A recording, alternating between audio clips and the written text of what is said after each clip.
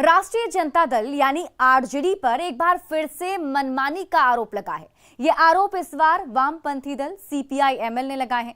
विधान परिषद चुनाव के लिए आरजेडी ने 3 नामों का ऐलान किया है।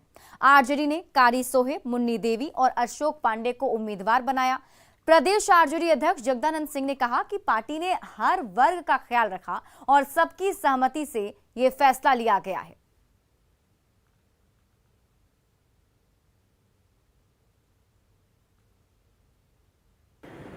विधान परिषद की सीट पर माले की दावेदारी एक चिरलंबित बात है और इस संदर्भ में राजद और अन्य पार्टियों ने भी हमेशा समर्थन किया कि आपकी दावेदारी बनती है। लेकिन इससे भी ज़्यादा महत्वपूर्ण बात है कि एक महागठबंधन चल रहा है, तो कोई भी फैसला आप लेते हैं तो उसमें महागठबंधन की पार्टियों के साथ राय विचार करके कुछ फैसला होना चाहिए। लेकिन राजद ने जिस तरह से एक तरफा तरीके से 3 सीटों पर अपने उम्मीदवार की घोषणा कर दी है, इस पर हम लोगों का भारी ऑब्जेक्शन है।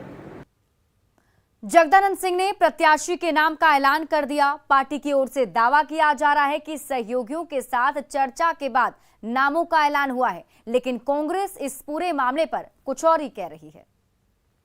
पूछ रहे हैं एमएलसी चुनाव के बारे में। आपको पता ही है कि आरजेडी सब 76 सीट है, तो वो 3 सीट पे अनाउंस कर दिए जब उनको बनता नहीं है। उनका 14 सरप्लस है 2 सीट के बाद। माले पार्टी हमारी है, उनको है, फिर हम लोग गठबंधन में कांग्रेस है, तो 3 सीट कैसे अनाउंस किए मुझे पता नहीं। बैठ के बात करनी चाहिए थी। नेता प्रतिपक्ष तेजस्वी प्रसाद यादव जी ने अपने सभी जो सहयोगी दल हैं, कांग्रेस, सीपीआई, सीपीएम और माले, सबसे राय कर ली है। राय के उपरांत ही राष्ट्रीय जनता दल ने बिहार विधान परिषद के 3 नाम की घोषणा की है।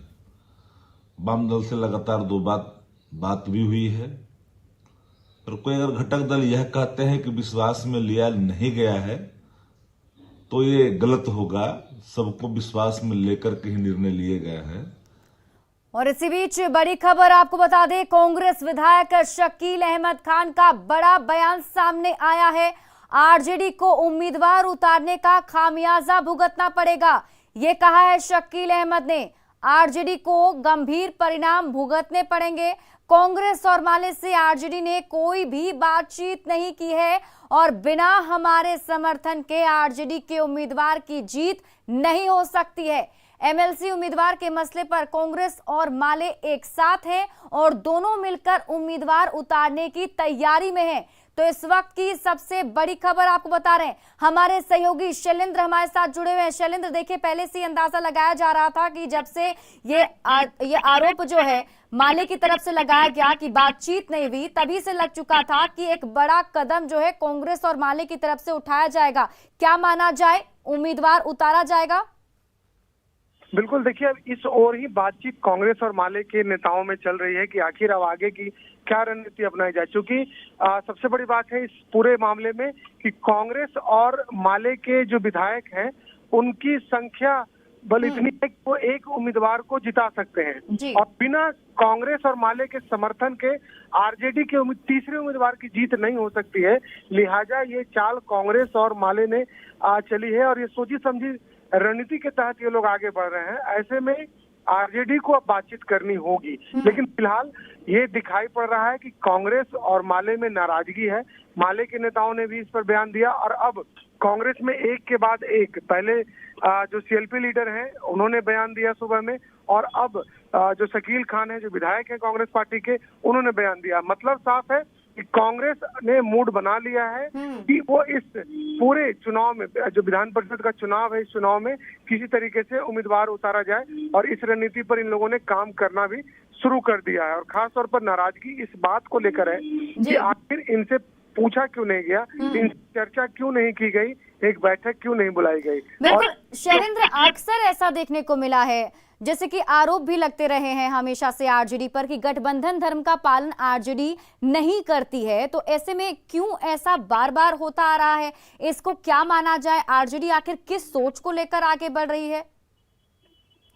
देखिए, आरजेडी सबसे बड़ी पार्टी है और शायद आरजेडी के लोग यह सोचते होंगे कि उनका जो निर्णय है वो निर्णय सबकी सहमति होगी उसमें। हालांकि इसमें एक मामला ये भी है कि आरजेडी के नेताओं की जो हमारी बातचीत हुई, उनका कहना है कि जो कांग्रेस के जो बड़े लीडर हैं या फिर माले के जो बड़े लीडर हैं, उनसे उनकी पहले ही बात हो गई थी, उसके बाद यह निर्णय लिया गया है। सुबह में आरजेडी की तरफ से जो बयान दिया गया है शक्ति यादव का, उन्होंने अपने बयान में भी ये कहा है कि दोनों पार्टी से सभी घटक दलों से बातचीत हो गई है, लेकिन इन जो विधायक हैं, चलिए आप इस पूरी खबर पर नजर बनाए रखिए शैलेंद्र, बहुत बहुत शुक्रिया तमाम जानकारी के लिए। अगली खबर मुंगेर से है, जहां बागेश्वरी गांव में एक युवक की धारदार हथियार से हत्या कर शव को तालाब में फेंक दिया। युवक कल से गायब था। आज सुबह युवक का शव गांव के ही तालाब में तैरता मिला, जिसके बाद लोगों ने इसकी सूचना पुलिस को दी। मृत युवक के शरीर पर कई गहरे जख्म के निशान हैं। वहीं शव की पहचान होते ही परिवार वालों में कोहराम मच गया। परिजनों ने बताया कि इस बार वो मैट्रिक की परीक्षा दिया था। परिवार वालों ने हत्या की आशंका जाहिर की है। 4 बजे शाम से गायब छे। कुछ घर से कहीं निकल रहे? नहीं, घर से कहीं के नहीं निकलो छे। घर से कहीं के नहीं निकलो छे। हम कहलिए सुबह सबके बिहार में देखते हैं होते हैं। खड़गपुर थाना का यहाँ हम लोगों को सुबह सूचना मिली है कि बागेश्वरी गांव में एक 14 साल के बच्चे का शव तालाब में मिला है। सबको तालाब से बाहर निकाला गया है। इनके परिजनों द्वारा हत्या का आरोप लगाया जा रहा है। दानापुर दियारा के 6 पंचायत को जोड़ने वाला पीपा पुल को स्थानीय लोगों ने आगजनी कर जाम कर दिया है। दरअसल दानापुर के दियारा में हो रहे तेजी से कटाव से लोग परेशान हैं। कटाव पीड़ितों ने पीपा पुल को जाम कर हंगामा किया और अधिकारी को बुलाने की मांग कर रहे हैं। पीपा पुल जाम होने के कारण कई जोड़े दुल्हा दुल्हन और स्थानीय लोग दियारा क्षेत्र में फंसे हुए हैं। बताया जाता है कि पंचायत को जोड़ने वाला एकमात्र पीपा पुल आज कई घंटों से जाम है। वहां की तस्वीर हम आपको दिखा रहे हैं। देखिए किस तरीके से यहाँ पर एक लाइन से वाहनों की लंबी कतार लगी हुई है। लोग वहां पर मौजूद हैं। लोगों ने यहाँ पर जाम कर रखा है। स्थानीय लोग इसे अभी तक खोलने नहीं दे रहे हैं। दानापुर में तेजी से हो रहे कटाव से परेशान पीड़ितों का कहना है कि अधिकारी आए तभी हम लोग जाम खोलेंगे। वहीं विधायक रीतलाल यादव मौके पर पहुंचकर लोगों को समझा रहे हैं, जाम को हटाने की बात कह रहे हैं। अधिकारियों से बात कर 4 दिन में कटाव से निजात दिलाने का आश्वासन भी उनकी तरफ से दिया गया है। परेशानी होता है सर। ये देखिए अभी लोग जाम है, हम लोग कहीं दानापुर जा रहे हैं, परेशानी है, इमरजेंसी काम है सर। ये बहुत परेशानी हम लोग के है सर। ये जाम के सरकार से क्या मांग करते हैं? हम लोग के जो इन लोग की समस्या उन लोग को पूरा किया जाए हम लोग के लिए। हजारों हजार की संख्या में घर ढह चुका है इसके पहले। हर व्यक्ति का मन में शंका है कि ऐसा नहीं कि आने वाला कल बीता हुआ कल था उसी के पुनरावृत्ति न कर। इसलिए हर हाल में आपदा प्रबंधन को चाहिए,